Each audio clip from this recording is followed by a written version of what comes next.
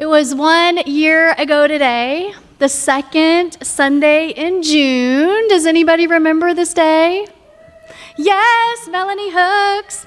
You and I told each other that we were ready to lean on each other in a very significant way. After 5 years and a year-to-year contract, we decided to make our ministry relationship as permanent as ministry relationships can be. And on June 11th, 2017, we said yes to each other in a public service of installation. So happy anniversary. Yes. Where's the cake? It was a really fun day. A lot of my clergy colleagues came. The potluck tables were overflowing with vegan and vegetarian food. The choir sang beautiful, spirited pieces. And the mayor and our city council person, right from this pulpit, told us that they expect us to show up at City Hall. And I am proud to say that many of you do that. So we were all pretty thrilled that day. And honestly, as the day got closer and closer, I also felt a little nervous. What? Nervous? I didn't feel nervous about making a commitment. I didn't feel nervous about whether or not the service would go as planned, because at some point, like a wedding, you have to just give yourself over and hope and trust that it will all be okay. I was a little nervous because I didn't know for sure what would come on June 12th, 2017. I didn't know how us saying a very public yes to each other would impact our relationship. Because these things have the power to impact us, do they not? One of our big goals in the first 5 years was getting to this place of being able to have a called and settled minister. It was a big goal. And there we were, achieving it in one of the most public ways possible. And so I wondered, what's next for our shared journey of love? What comes next after this? Naomi Shihab Nye wrote, "Life loves to change, but some of us want to stay. Life loves to change, but some of us want to stay."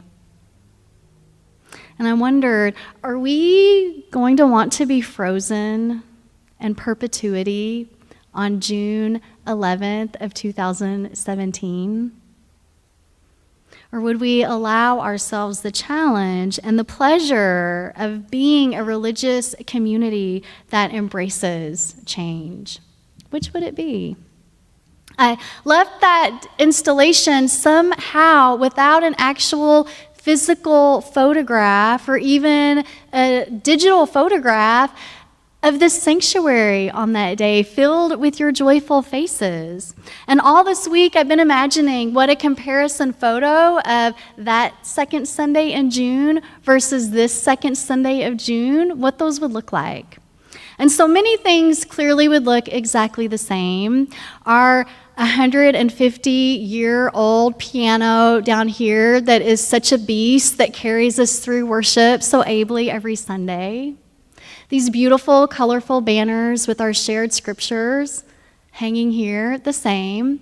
Our chalice still lit in worship, the same, the one that connects us to congregations all over the world.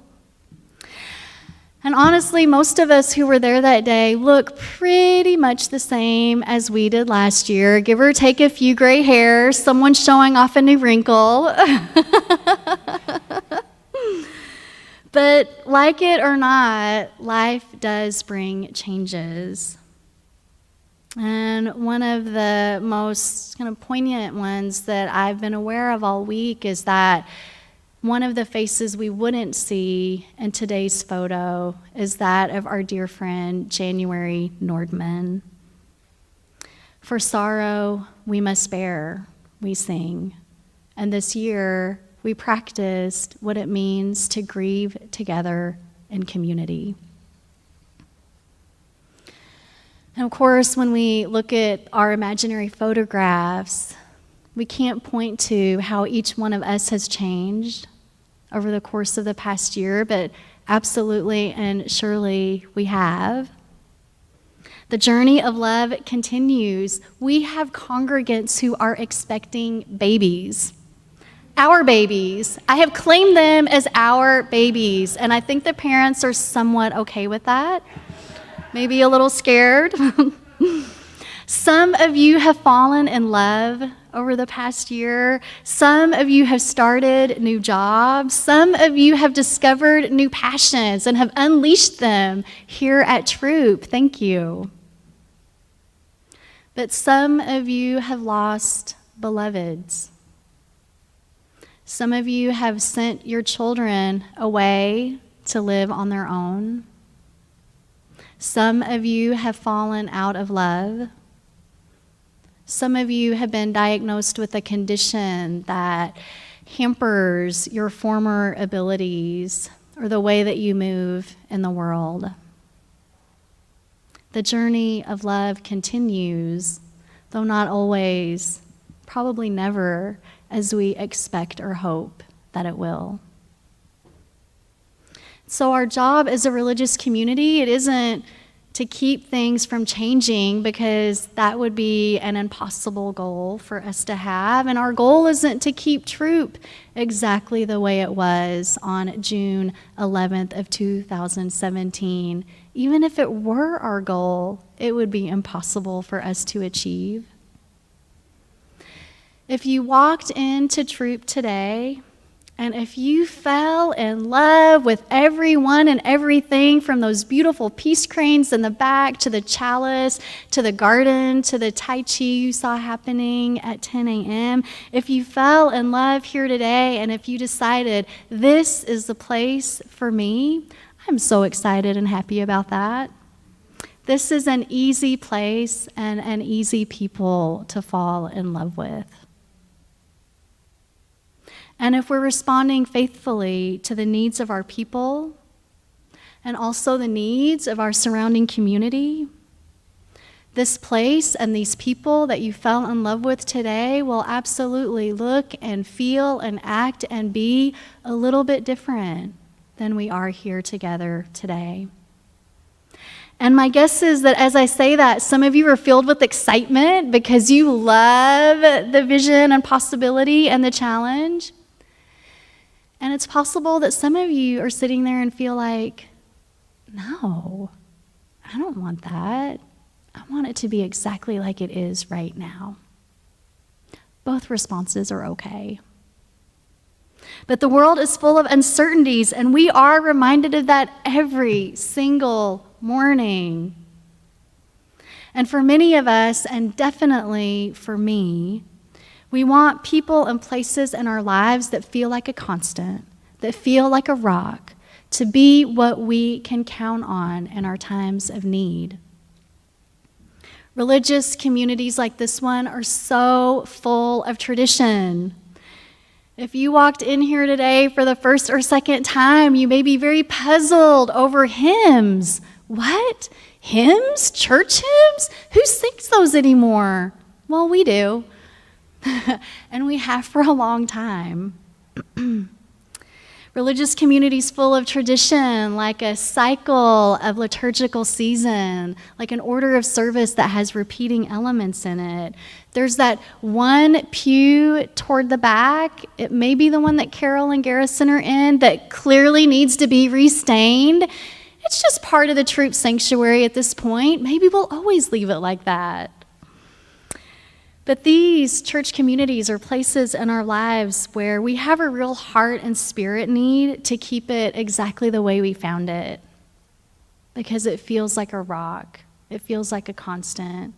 It feels like a sense of safety when so much around us is chaotic and we know we can't count on it. But again, we know one thing is certain. Troop, as we know it on this day, won't be here in the exact same way this time next year. The portrait of our church, imagine it on June 9th of 2019.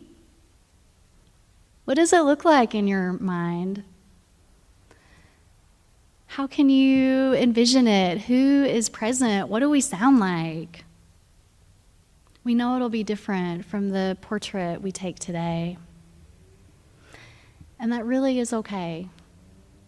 Because another truth here is that as faithful holders of our faith, that we hold up a solid foundation of shared values.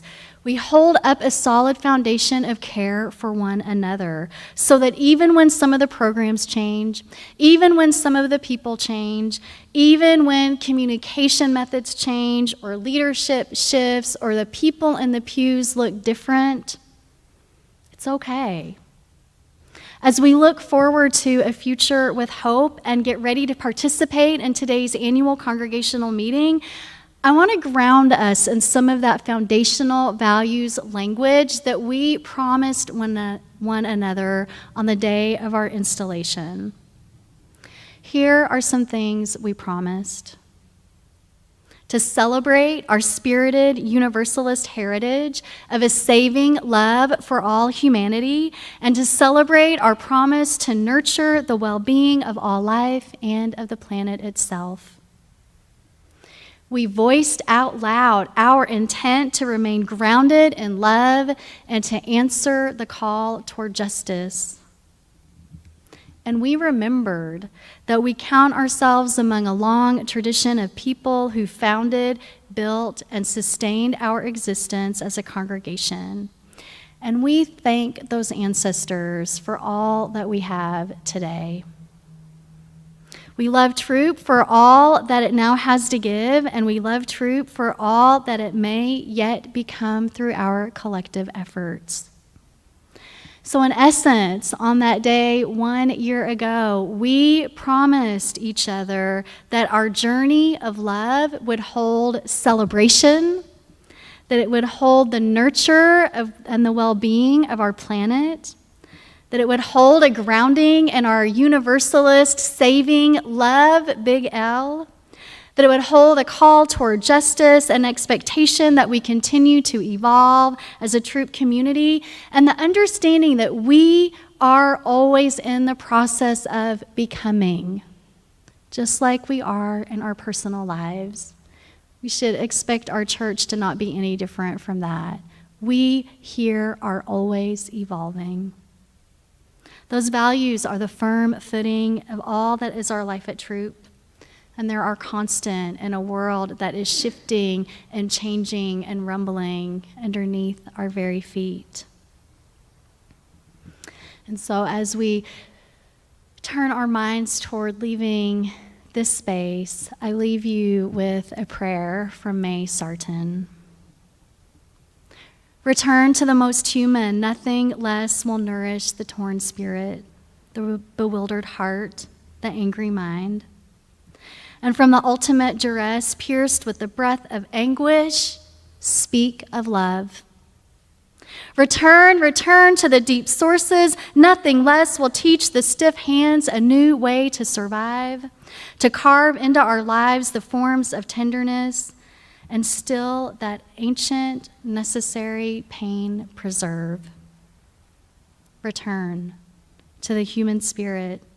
Nothing less will teach the angry heart, the bewildered heart, the torn mind to accept the whole of its duress, and pierced with anguish, at last, act for love.